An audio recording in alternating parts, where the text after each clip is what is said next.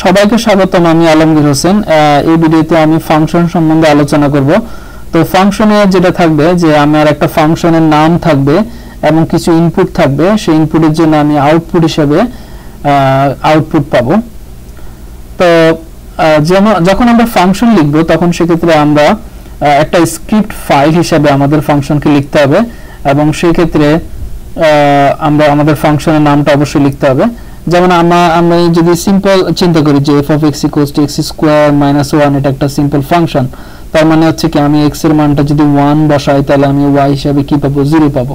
তো এই ফাংশনটাকে আমি কিভাবে ডিফাইন করতে পারি, এইভাবে, যেমন ফাংশন এবং ইন্ট, এটা একটা স্ট্রাকচার। এখন এখানে func1 এটা আমি ফাংশনের নাম দিলাম, আমার এখানে ফাংশনের নামটা হচ্ছে func1, এই এতটুকু হচ্ছে ফাংশনের নাম।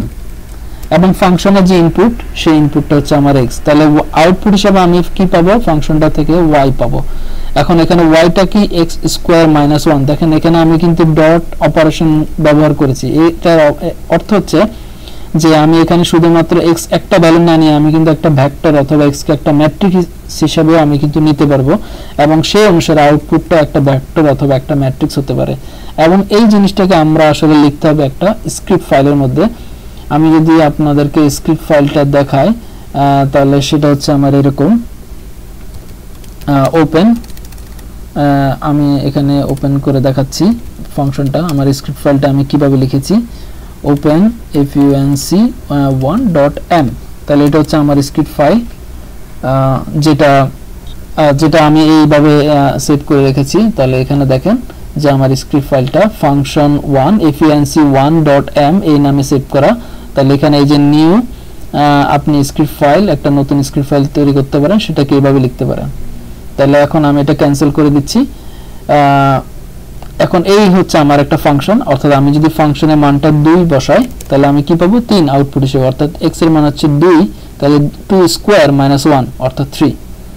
এখন এই ফাংশনের যে ইনপুট, যেটা আমি আগেই বললাম, ফাংশনের ইনপুটটাকে আমি একটা ভেক্টর হিসেবে নিতে পারি, যেমন 1 2 3 এই ভেক্টরের জন্য। তাহলে সে প্রত্যেকটা ভ্যালুর জন্য, যেমন সে 1 এর জন্য 1 স্কয়ার মাইনাস 1 0, তারপর হচ্ছে 2 এর জন্য 2 স্কয়ার মাইনাস 1 3, 3 এর জন্য 3 স্কয়ার মাইনাস 1 8, এভাবে একটা ভেক্টরের জন্য সে আউটপুট পেল।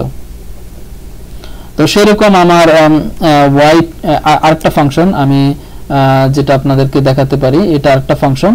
এখানের মধ্যে আমার যে ইনপুট সেট, এটা হচ্ছে x এবং y দুইটা কম্পোনেন্ট ইনপুট, এবং আউটপুটের কম্পোনেন্ট হচ্ছে আমার p এবং q দুইটা কম্পোনেন্ট। তাহলে আমি এখানে p হচ্ছে আমার x স্কয়ার এবং প্লাস y স্কয়ার, অর্থাৎ আমি যে দুইটা ইনপুট কম্পোনেন্ট নিচ্ছি সেই দুইটাকে আমি স্কয়ার করে যোগ করতেছি, সেটাকে আমি কোথায় রাখবো, p তে রাখবো। আবার দুটোকে যোগ করে আমি কোথায় রাখবো, q তে রাখবো। এটা হচ্ছে আমার একটা ফাংশন।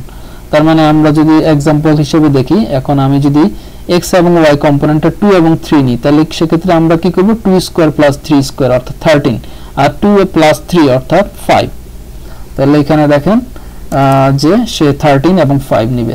এখন আরেকটা জিনিস হচ্ছে, আমি এখানে যে অপারেশনটা ইউজ করলাম সেখানে আমি কিন্তু ডট অপারেশন নিয়েছি, অর্থাৎ ডট স্কয়ার। তার মানে হচ্ছে কি আমি x টাকে ভেক্টর হিসেবে নিতে পারবো অথবা x টাকে আমি ম্যাট্রিক্স হিসেবে নিতে পারবো। তার মানে আমার ইনপুটটা যে শুধুমাত্র একটা সিঙ্গেল ভ্যালু হবে তা কিন্তু না। যেমন আমি এখানে a যদি আমি বলি 1 2 এবং b যদি আমি বলি 2 3, তাহলে সেক্ষেত্রে আমার a এবং b এটা হচ্ছে আমার ইনপুট, এবং আউটপুট হিসেবে আমি এই দুটো জিনিস পাচ্ছি, p1 p2 এবং q2। অর্থাৎ এখানে আমার কি করবে, সে 1 এবং 2, সে এই 1 এর জন্য সে 1 স্কয়ার এবং এই 2 এর জন্য সে 2 স্কয়ার। তাহলে এটার প্রথম এলিমেন্ট এবং এটার প্রথম এলিমেন্টকে স্কয়ার করে যোগ করবে 5। আবার সেকেন্ড এটা হচ্ছে কি এই 2 স্কয়ার এবং 3 স্কয়ার, 2 স্কয়ার মানে 4, 3 স্কয়ার মানে হচ্ছে 9, তাহলে 13। এইখানে সেম এই ফার্স্ট এলিমেন্ট এবং ফার্স্ট এলিমেন্ট 2 এবং 1 এর যোগফল 3, এবং সেকেন্ড এলিমেন্ট এবং সেকেন্ড এলিমেন্ট 2 এবং 3 এর যোগফল 5। এরকম আমার ইনপুটটা একটা ম্যাট্রিক্স হতে পারে, যেমন এই একটা ম্যাট্রিক্স এবং বি একটা ম্যাট্রিক্স। তাহলে সেম ভাবে আমি এই অপারেশনটা ম্যাট্রিক্সের উপরে করতে পারি। আরেকটা সহজ, মানে খুব সহজে ফাংশন লেখার উপায় হচ্ছে আমার এইভাবে। যেমন আমি যদি বলি পাই একটা ফাংশন phi, তাহলে at এই সাইনটা দিয়ে x cos hyperbolic x over 4, এটা একটা ফাংশন। তাহলে আমার এখানে x ইনপুট, এইভাবে আমি ফাংশনকে ডিফাইন করতে পারি।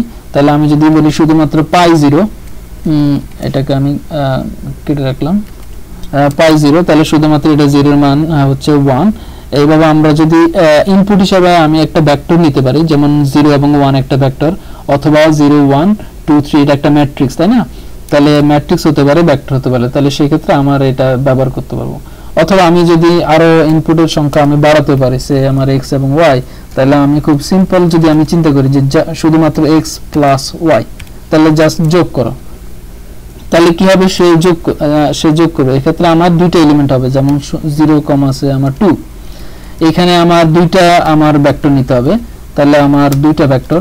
এখানে তেমনি ভাবে আমার দুইটা ম্যাট্রিক্স নিতে হবে, যেমন দুইটা ম্যাট্রিক্স, তাহলে আমি এখানে তাহলে কি দেখলাম, এখানে যোগফল শুধুমাত্র, অর্থাৎ 0 2, এই 0 এবং 2 এর যোগফল 2, এখানে হচ্ছে দুটো ভেক্টরের যোগফল, অর্থাৎ প্রত্যেকটা এলিমেন্ট ওয়াইজ 0 এর সাথে 2 যোগ করলে আমার 2, 1 যোগ 4 3, তাহলে আমার এখানে 4 পাচ্ছি। আবার এখানে দুটো ম্যাট্রিক্স, তাহলে ম্যাট্রিক্সের প্রত্যেকটা এলিমেন্ট ওয়াইজ সে এখানে যোগ করছে। এবার আমরা ফাংশন তৈরি করতে পারি। আরেকটা জিনিস হলো, যেমন এখানে একটা ফ্যাক্টরিয়াল ফাংশন, এখানে এই প্রোড মানে হচ্ছে প্রোডাক্ট, এটা হচ্ছে একটা বিল্ডিং ফাংশন, অর্থাৎ এটা ম্যাটল্যাবের ভিতরেই দেওয়া আছে। এখন আমি সেই ভিতরের ফাংশনটাকে ব্যবহার করে আমি নতুন একটা ফাংশন তৈরি করলাম, যার নাম হচ্ছে ফ্যাক্ট।